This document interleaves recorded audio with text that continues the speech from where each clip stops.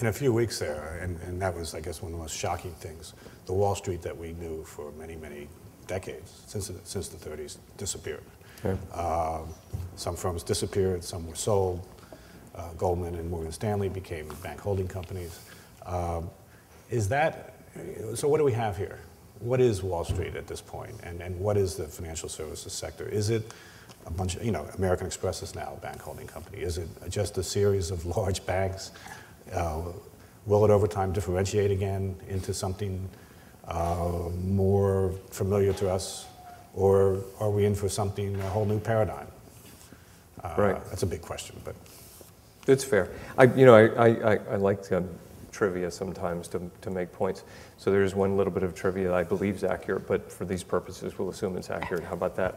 And that is who's now the largest? Who's the largest firm that's a securities firm regulated by the SEC? With all the changes in who is it? And so you might ponder or scratch your head for a while. Rodgin, I'm not sure I did know. It's Lazard. And so, I mean, that we would back into the sort of, that we would back into, as we think, being the largest securities firm regulated by the SEC. Who knew? It shows how dramatically the world has changed. Prognosis for Wall Street, as we call it, is might be, and look out a few years. I'll split it into two things. In the next 12 months or 18 months, I frankly don't think strategic positioning is the priority for major financial institutions. The priority of the next 12 to 18 months is live to fight another day. And so whether it's recapitalizing, repositioning, strengthening balance sheet is of critical note, perhaps finding ways to do funding, so not as being dependent on wholesale funding. You can start to work through some issues that are the next 12 to 24 months even. Looking out 5 years is where, maybe even 3 to 5 years, is where there's a whole notion of what are the models? What are these institutions going to look like? And I'll put forward a proposition, and that is somewhere between 4 and 8 global full-service financial institutions will come out and be the preeminent firms. And of course, there'll be some that are better than others, but there'll be some number, and they will look like banks as we thought them historically. They will provide balance sheet, they will provide financing, they will provide a full array of services on a global basis. But there are going to be other specialized services as well.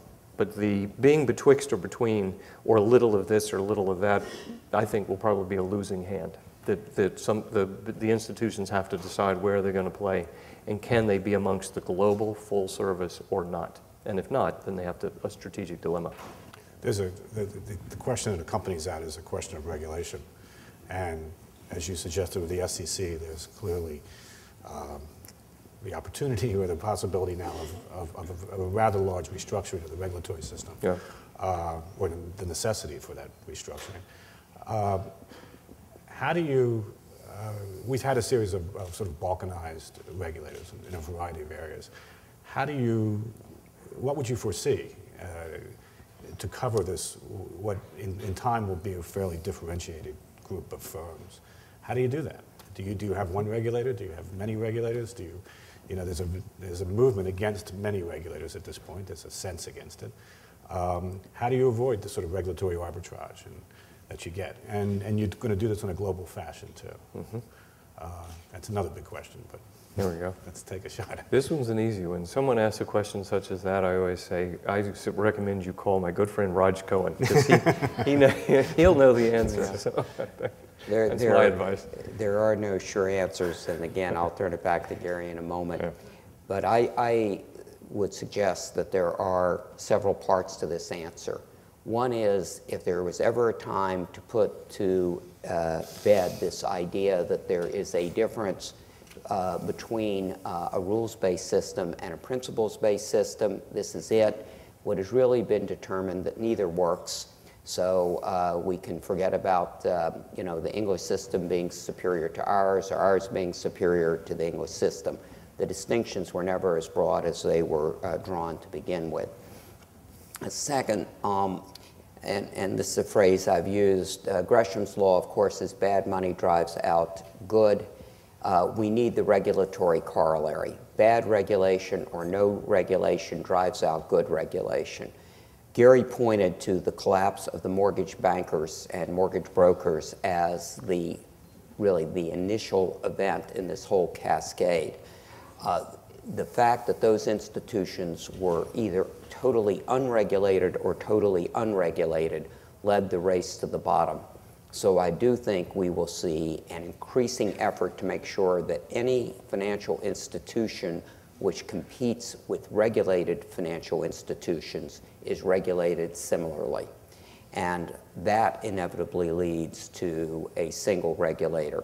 The fragmentation of regulation, somehow we lived with it. It has always been a real potential for problems to emerge.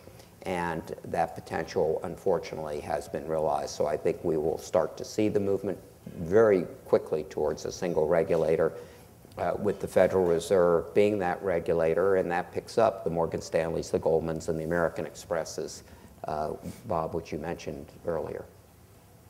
There's been a fascinating, the migration of, on any number of levels, regulatory ideology has been set aside, and or people have accomplished some objectives very quickly in this environment. It's allowed people to move right through and accomplish things that couldn't have been done without a crisis. So actually, in the silver linings to every problem, one is regulation. I think it's actually going to prove to be very helpful. And indeed, as Raj said, the movement of so much of it shifting towards the Fed, it's actually proving out one of the important points. Why shouldn't regulation be connected to the party that has money available when there's a time of need? And so whether that's Fed and or Treasury, but Treasury in the end is usually not a regulatory function, but the Fed is. It raises one of those dilemmas as people are trying to also figure out, should there be international and consistent international regulation? There are any number of reasons why that's difficult to implement, but including this proposition, if you say it's actually useful to have regulation tied to the money, then how is that going to play through on an international basis? It's very difficult. Indeed, in Europe, in a sense, de facto regulation is fragmenting from the EU back to the particular countries. As the countries have each had to step in and save their national champions, it's been done on a country-by-country basis. And the rules and the regulation and how the capital is done country by country. The EU really didn't have the funding or the body or the ability to think about regulating, and certainly didn't have the funding. So we've actually seen a fragmentation in Europe, forced by, there was a need for money very quickly, it had to be done by countries, and so along with that will come a fair amount of regulatory support and or oversight back to the country level. Could I just pick up on something Gary said, because, and it goes to your question too, Bob, about international regulation and the concern about regulatory arbitrage. Maybe this is totally a pipe dream, but I think regulatory arbitrage is going to do a 180, and that countries which have the strongest regulatory systems, the best regulatory systems, their financial institutions will prosper. And this, as Gary said, it is extraordinarily difficult to think about a regulatory system which is global. I know that's a lot of the thrust in Europe. We should get there. I don't think it's going to be easy. I'm not sure it's accomplishable. I think the best thing the United States can do right now is to strengthen its own regulatory system and then wait for other countries to emulate it, because I think they will be forced to do so.